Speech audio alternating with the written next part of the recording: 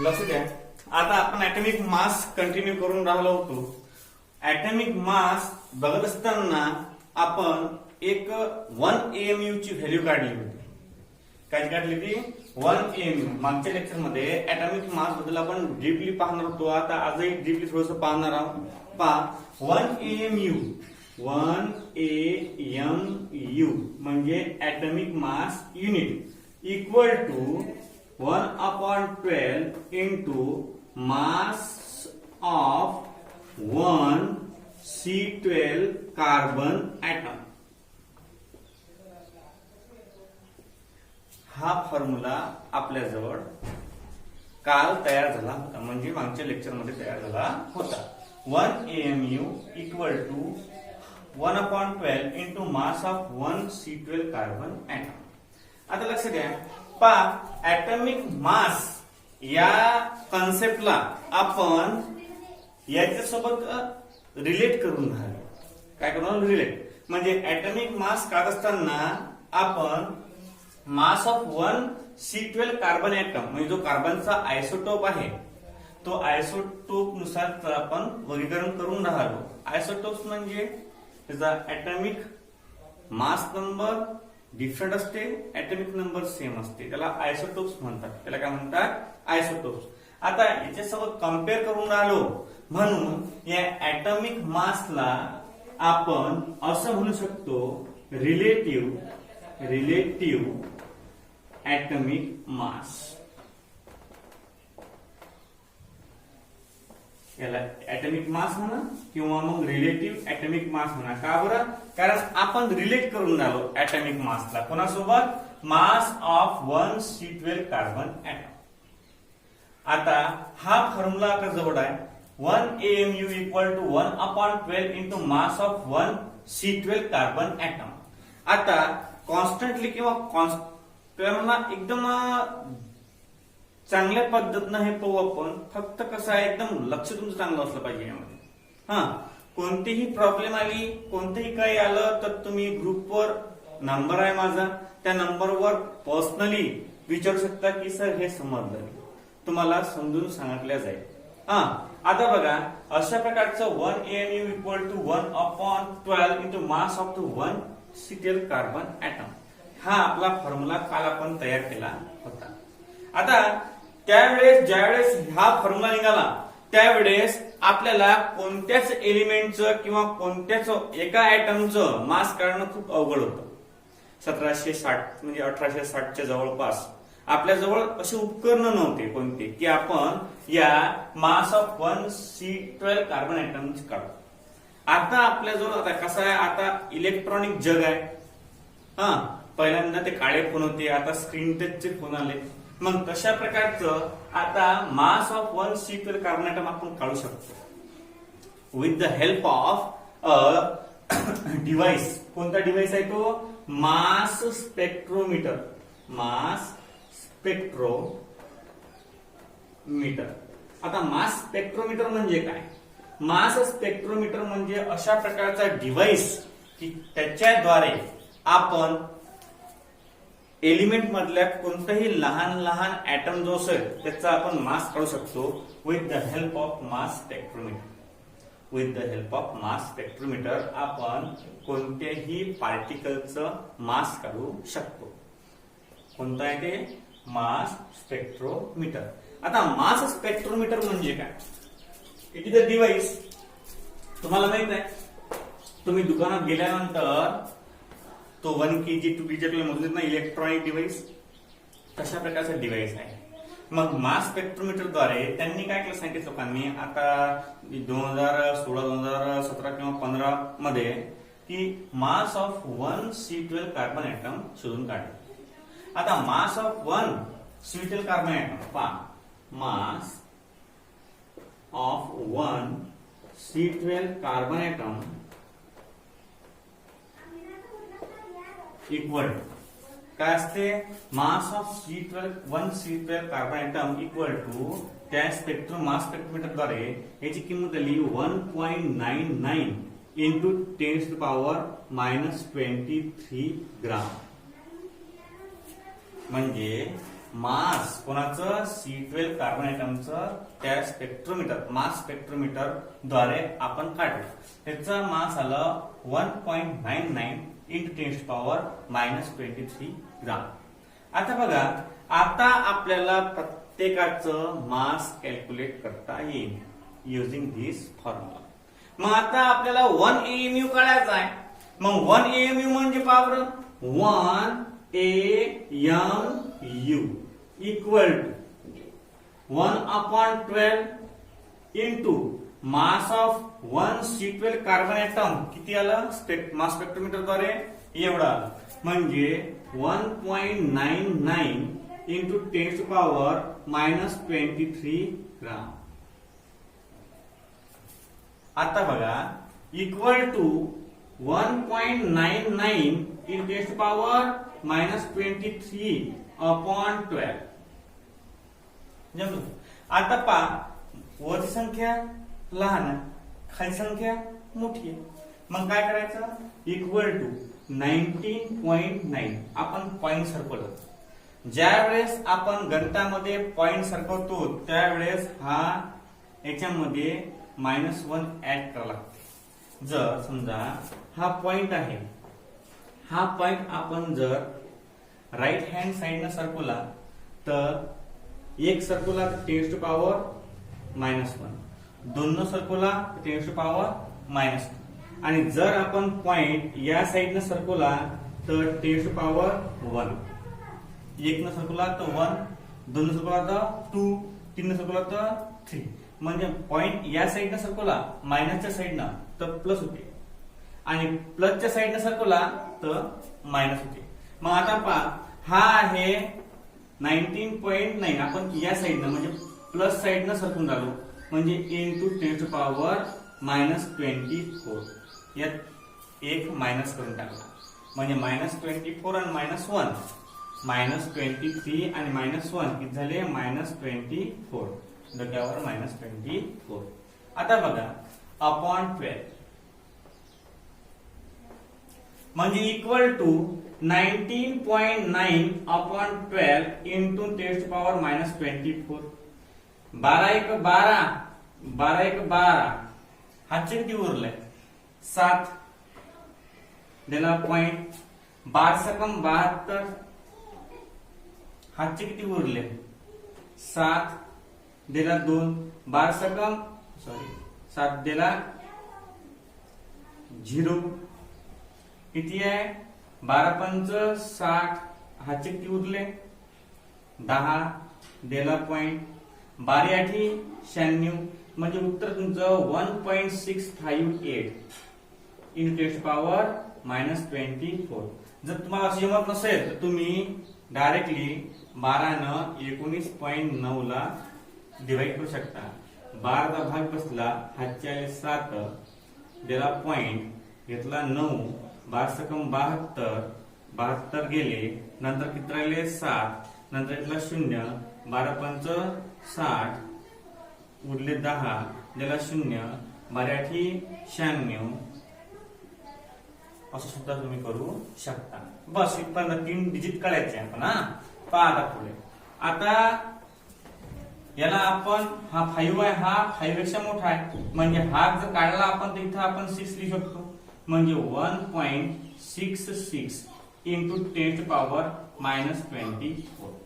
आणि हे झाली 1 AMU ची व्हॅल्यू.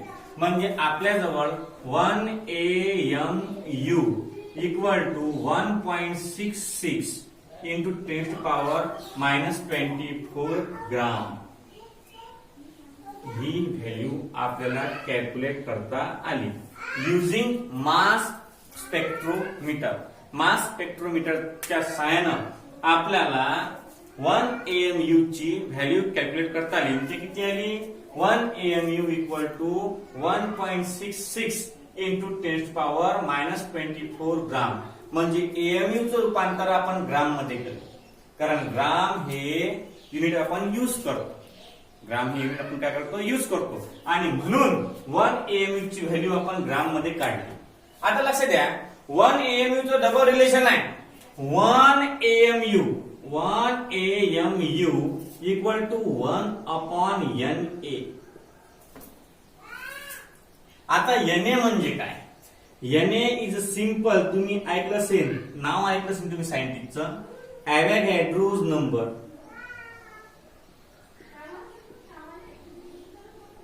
आणि जी व्हॅल्यू असते 6.023 into 10⁻23 ग्राम किंवा कसं युनिटला असते. हा कॉन्स्टंट आहे ॲव्होगॅड्रो नंबर. 22, 23 काही करा, एक ना काही फरक पडत नसते. 6.022 into 10⁻23 हा झाला ॲव्होगॅड्रो नंबर.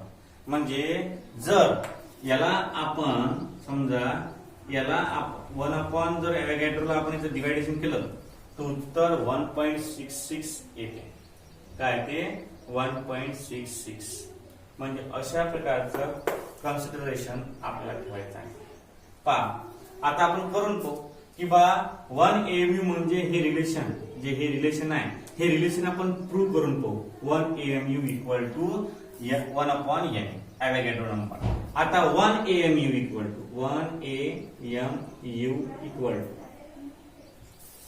काय असणार लक्ष द्या. 1/6.022 into 10⁻23. आता 23 पॉझिटिव्ह आहे, वरती काय होईल निगेटिव्ह. म्हणजे 1 AMU इक्वल टू 10⁻23 अपॉन इथं आपण डायरेक्ट 1 into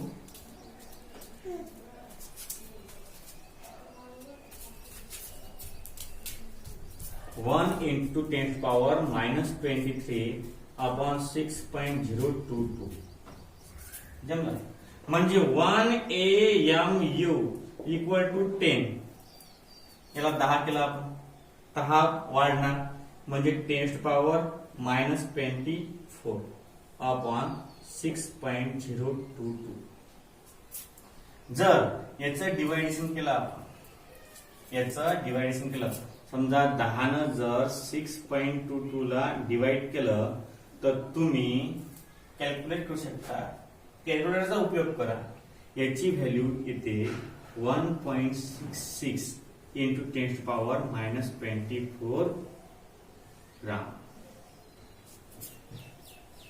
म्हणजे आपल्याला हे रिलेशन प्रूव्ह करण्यासाठी एवढी माहिती सफिशियंट आहे की 1 AMU म्हणजे 1/NA. 1 AMU equal to 1/NA हे रिलेशन प्रूव्ह करता येते आपल्याला. पहा लक्ष द्या. अशा प्रकारे आपण आज 2 कन्सेप्ट पाहिले. कोणकोणते पाहिले की आपल्याला मास स्पेक्ट्रोमीटर, कोणता आहे ते मास स्पेक्ट्रोमीटर, या उपकरणाच्या सहाय्याने किंवा या डिव्हाइसच्या माध्यमातून आपल्याला mass of 1 C12 carbon atom मिळालं. ते किती आहे 1.99 into 10⁻23 ग्राम. मग आपण त्याला डिवाइड केलं 12 न याच्यावरून, म्हणजे आपल्याला 1 AMU ची व्हॅल्यू काढायची होती ना. मग आपण त्याला डिवाइड केलं. डिवाइड केल्यावर उत्तर आलं 1.658 into 10⁻24.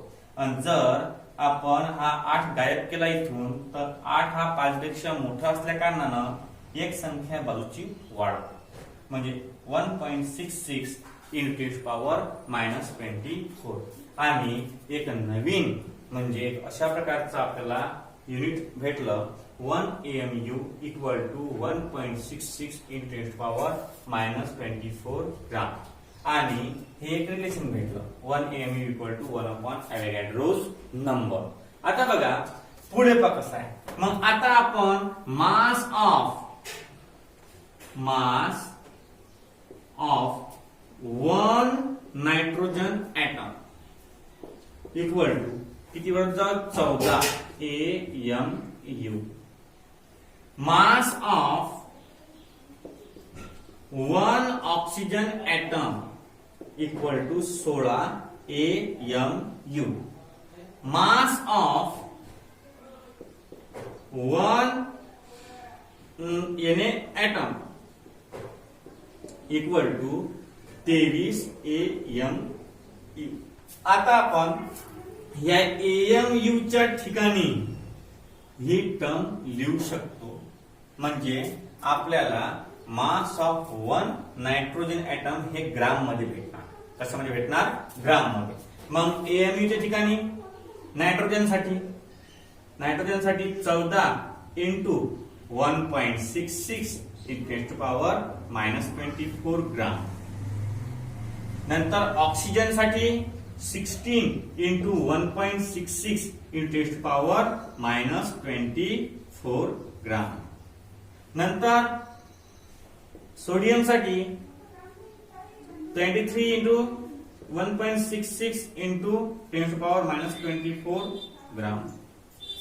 म्हणजे अशा प्रकारे आपण या दोघांचा मल्टिप्लिकेशन केला की आपल्याला मास ऑफ नायट्रोजन इन ग्राम, या दोघांचा मल्टिप्लिकेशन केलं तर मास ऑफ ऑक्सिजन इन ग्राम, आणि या दोघांचं मल्टिप्लिकेशन केलं म्हणजे मास ऑफ सोडियम इन ग्राम. अशा प्रकारे आपण AMU चं रूपांतर ग्राम मध्ये करू शकतो. अशा प्रकारची सिस्टीम आहे ऍटॉमिक मास. अशा प्रकारची सिस्टीम काय आहे? Atomic mass. फक्त लक्षात ठेवा लागते तुम्हाला, ज्या वेळेस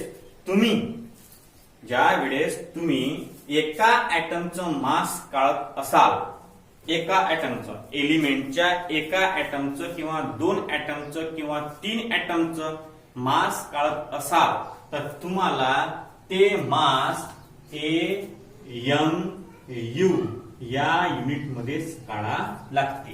एका ऍटम निघालो ऍटमचा मास जर तुम्ही काढायचं असेल तर तुम्हाला कशामध्ये? AMU मध्ये काढायचं आहे. 1 AMU ची व्हॅल्यू हे आपण इथं सॉल्व्ह करून दिलेली आहे. ते जर आपण AMU च्या ठिकाणी ठेवली म्हणजे आपल्याला मास ऑफ 1 ॲटम किंवा मास ऑफ 2 ॲटम किंवा मास ऑफ 3 ॲटम हे आपल्याला AMU मध्ये भेटतात. आणि AMU चं रूपांतर जर तुम्हाला ग्राम मध्ये करायची इच्छा झालीच तर AMU च्या ठिकाणी तुम्हाला 1.66 इंटू 10⁻⁻24 यानं मल्टिप्लाय करा लागेल जर तुम्हाला ग्राम मध्ये मास हवं असेल तर. अशा प्रकारे हे झालं ऍटॉमिक मास. आता 1 AMU ची व्हॅल्यू कशी कॅल्क्युलेट केली ते तुम्हाला लिहून दिलं. नंतर 1 AMU आणि ॲव्होगॅड्रो नंबर याच्यामध्ये काय रिलेशन आहे ते सुद्धा आहे.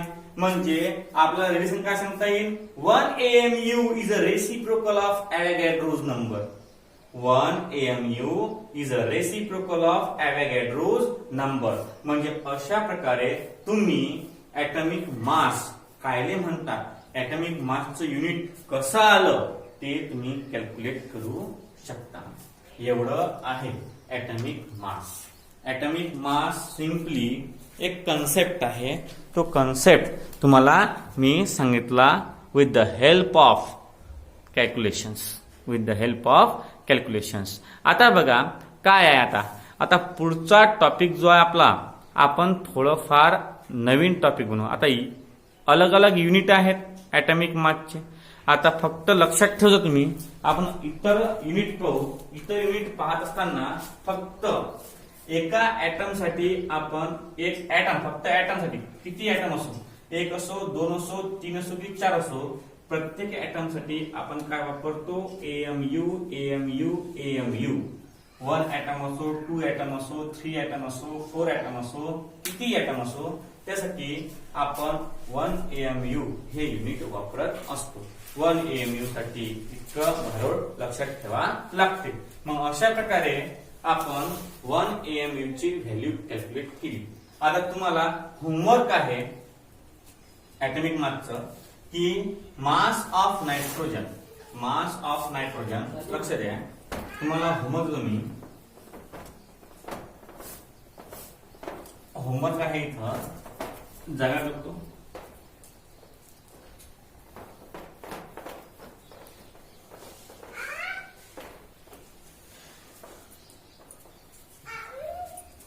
homework.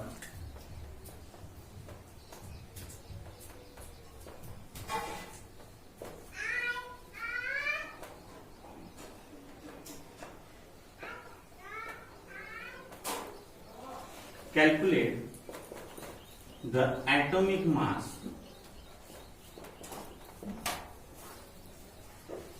of given element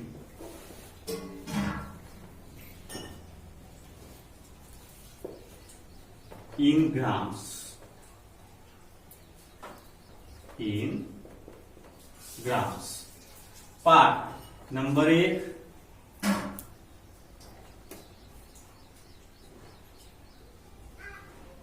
oxygen. Number 2, nitrogen.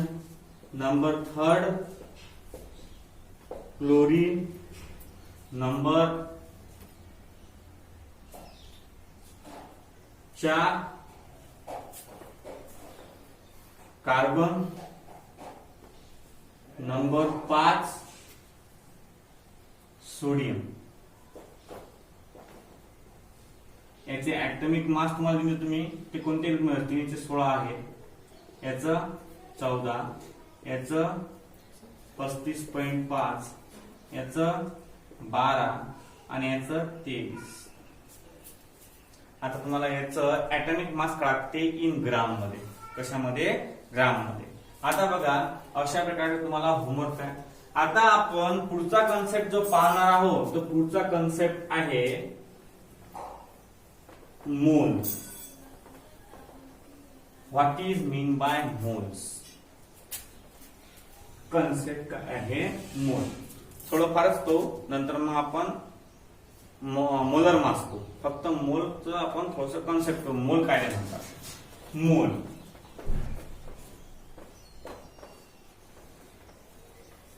मोल काय म्हणतात ते लक्षात ठेवा.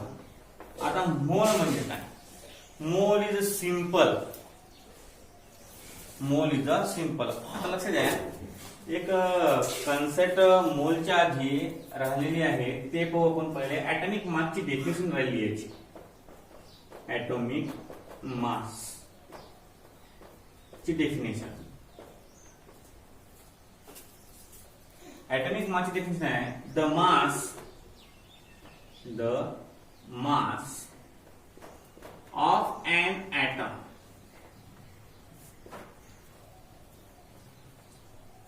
in an element. The mass of an atom in an element is a number. Is a number which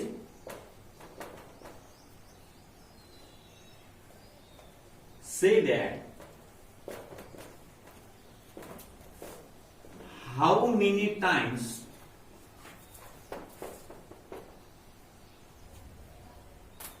is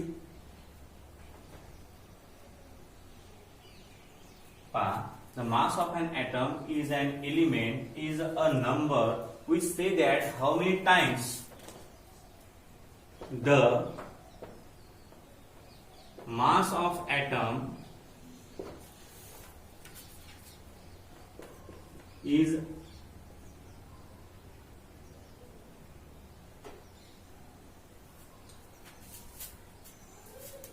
the mass of an element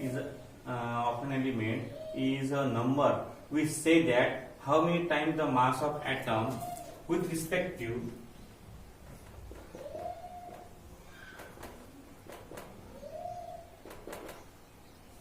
mass of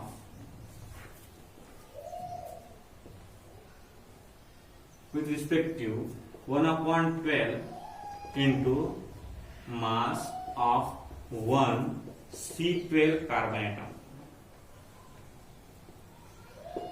म्हणजे ह्या क्वांटिटीच्या किती पट आहे, या क्वांटिटीच्या किती पट मास आहे ते सांगते कोण? Atomic mass.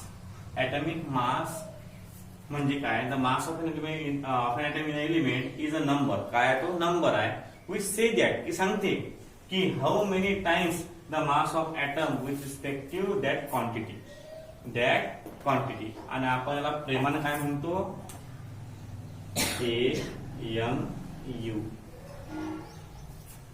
AMU अशा प्रकारे हे ॲटॉमिक मास आपण डिस्कस केलं. आता ॲटॉमिक मासच्या नंतर आपण मोल कन्सेप्ट पाहिला होता. काय मोल कन्सेप्ट म्हणजे मोल काय म्हणतात.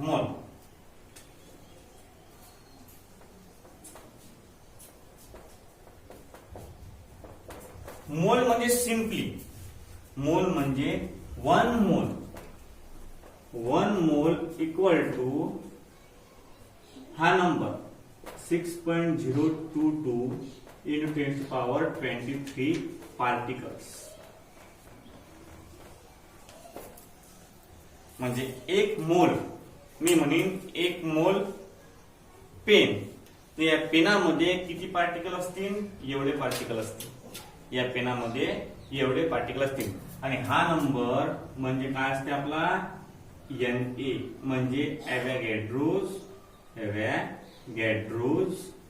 नंबर. काय असते हा ॲव्होगॅड्रोज नंबर. म्हणजे एक मोल म्हणजे एवढे पार्टिकल. मग ते पार्टिकल्स एक तर ॲटम असतील, एक तर मॉलिक्युल्स असतील, एक तर आयन्स असतील. म्हणजे जे पार्टिकल आपण पाहून आलो एक पार्टिकल एक तर ॲटम असतील, एक तर हे पार्टिकल मॉलिक्युल्स असतील, एक तर हे पार्टिकल आयन्स असतील. म्हणजे वन मोल म्हणजे क्वांटिटी. कोणती क्वांटिटी दिस क्वांटिटी. वन मोल पेन म्हणजे या पेनामध्ये एवढे पार्टिकल आहेत. वन मोल चॉक्स म्हणजे चॉक्स मध्ये एवढे पार्टिकल प्रेझेंट आहेत. अशा प्रकारची क्वांटिटी त्याला आपण वन मोल म्हणतो. त्याला काय म्हणतो आपण वन मोल. हे आपण नंतर ब्रीफली पाहू. फक्त लक्षात ठेवायचं वन मोल म्हणजे ॲव्होगॅड्रो नंबर एवढे पार्टिकल. वन मोल म्हणजे ॲव्होगॅड्रो नंबर एवढे पार्टिकल. फक्त एवढं माइंडमध्ये फिक्स करून ठेवायचं. आता उद्याच्या लेक्चरमध्ये आपण पाहणार आहोत what is mean by molar mass. इथं आपलं ॲटॉमिक मास कंप्लीट झालं. ॲटॉमिक मास कशाला म्हणतात, ॲटॉमिक मासचं युनिट काय असते, ॲटॉमिक मासच्या युनिटचं रूपांतर ग्राम मध्ये कसं होते, ॲटॉमिक मासचं रिलेशन ॲव्होगॅड्रो नंबर सोबत कसं आहे, त्याचं युनिट कसं कॅल्क्युलेट केलं झालं, कोणत्या उपकरणाच्या सहाय्यानं आपण C12 कार्बन ॲटमची किंमत काढली. ह्या सर्व प्रश्नांची उत्तरे तुम्हाला मी दिलेली आहेत. दोन्हीही व्हिडिओ चांगल्या प्रकारे बघा. काही अडचण असल्यास माझा पर्सनल नंबर तुमच्याजवळ आहेच. त्या नंबरवर तुम्ही फोन करू शकता किंवा तुम्ही मेसेज करू शकता की आम्हाला हा टॉपिक समजला नाही. तुमच्यासाठी स्पेशल व्हिडिओ टाकणार मी तुमच्या प्रायव्हेट नंबरवर. ओके, आजसाठी एवढंच. पुढचं आपण उद्याच्या लेक्चरमध्ये पाहू मोलर मास.